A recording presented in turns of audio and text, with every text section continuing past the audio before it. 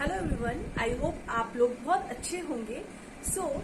Comment session में मेरी videos पर एक कमेंट बहुत बार आ रहा है कि बीएड जो है वो अपकमिंग जितने भी हमारे एग्जाम्स हैं उसके लिए क्या मैंडेटरी है, क्या जरूरी है, और अगर है तो हमें बीएड किस में करना चाहिए, बीएड कैसे करना चाहिए। बीएड से रिगार्डिंग बहुत सारी क्वेरीज आप लोगों की आ रही है। फर्स्ट थिंग इज कि अभी तक जो केवीएस का एनवीएस का एग्जाम था, अगर बात की जाए पीजीटी कंप्यूटर साइंस की, तो बीएड गाइस मैंडेटरी नहीं था फॉर पीजीटी कंप्यूटर साइंस के लिए। तो कंप्यूटर साइंस से रिलेटेड जितनी भी टीचिंग की वैकेंसी अब तक निकलती थी उनके लिए बीएड मैंडेटरी नहीं था।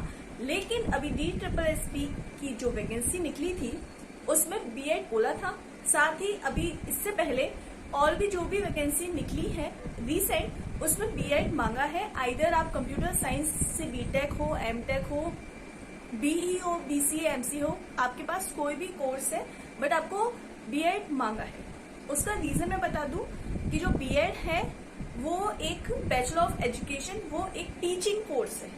तो बीएड का बीटेक, एमटेक, बीसीए, एमसीए से कुछ भी लेना देना नहीं है। बीएड एक सिर्फ टीचिंग स्किल्स को इंक्रीज करने वाला कोर्स है। अब बीएड के अंतर्गत 3 ब्रांचेस आती हैं, arts, commerce, science. Most of the college में, मैं सारे कॉलेजेस की बात नहीं कर रही, बट इंडिया में अगर आप मैक्सिमम कॉलेजेस में जाएंगी तो आपको ये 3 ब्रांचेस मिलेंगी। अब बीएड आपको ब्रांच का क्वेश्चन था कि हमें किस ब्रांच में बीएड चूज करना है। अब बात आती है कि अगर आप कंप्यूटर साइंस से बीटेक है तो आपको क्या कंप्यूटर में बीएड मिलेगा? नहीं, बीएड सिर्फ 3 ही चीजों में होता है, आर्ट्स, कॉमर्स और साइंस। अब बीएड करें कैसे? तो भाई आप अपना जो भी 12th का 11th-12th में आपने साइंस लिया होगा, कॉमर्स लिया होगा, आर्ट्स लिया होगा, उसके बिहाफ पर आप एक बीएड कर सकते हैं। बीएड की आपको एक डिग्री मिलती है जो कि 2 साल में आपका बीएड कंप्लीट कराती है मैक्सिमम ऑफ कॉलेजेस में। ठीक है, तो 2 साल के अंदर ये एक टीचिंग कोर्स होता है। टीचिंग आपको ये पूरी एक डिग्री मिलेगी बीएड की, जिसके अंतर्गत आपके टीचिंग स्किल्स को इंक्रीज करने का।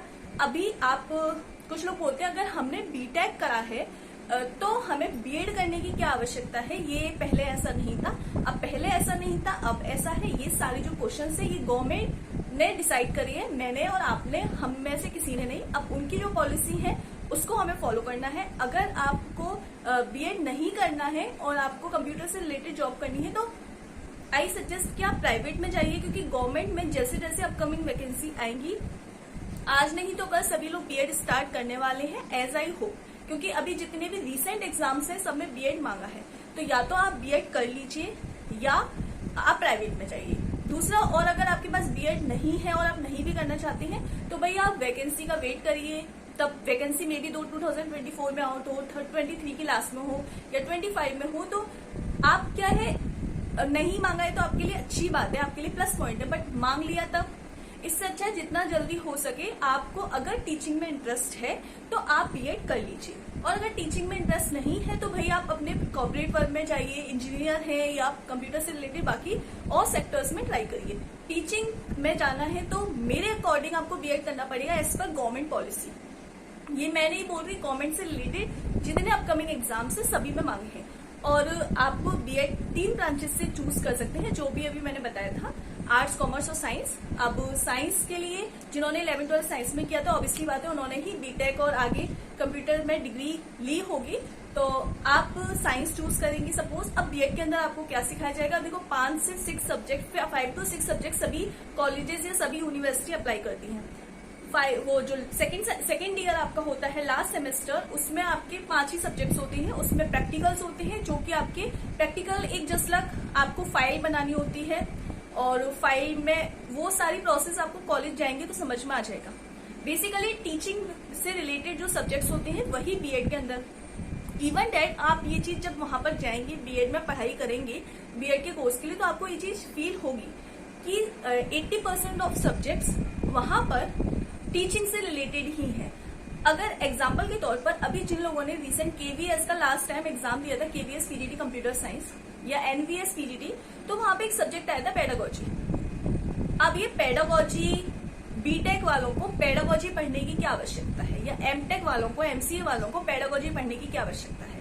लेकिन वहां पूछा था और आप सभी को करना पड़ा था।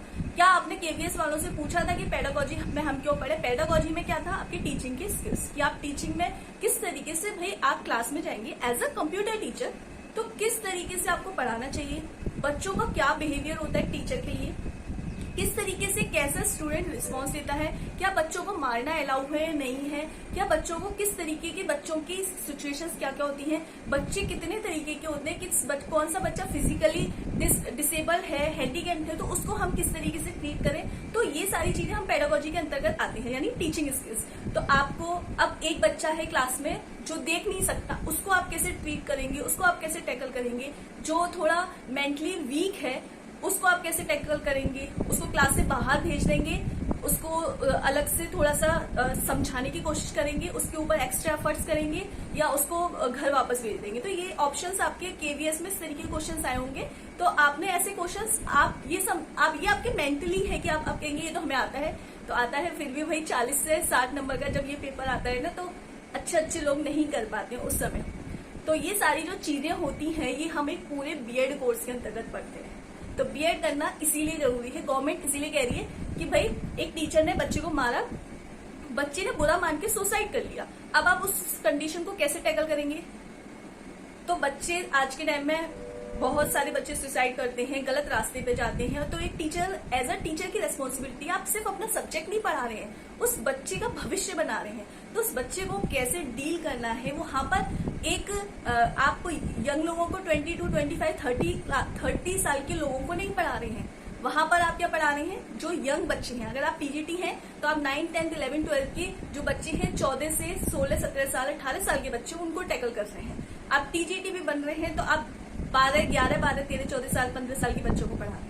तो वहां उन बच्चों का माइंडसेट कैसा होता है, हर बच्चा कैसा होता है, उसको कैसे डील करना है। क्लास में सारे बच्चों का रेस्पॉन्स सेम है, कोई बच्चा हाईली एक्टिव है, कोई बच्चा बहुत इंटेलिजेंट है, कोई बच्चा बहुत वीक है, आप कैसे मैनेज करेंगे, कैसे पढ़ाएंगे।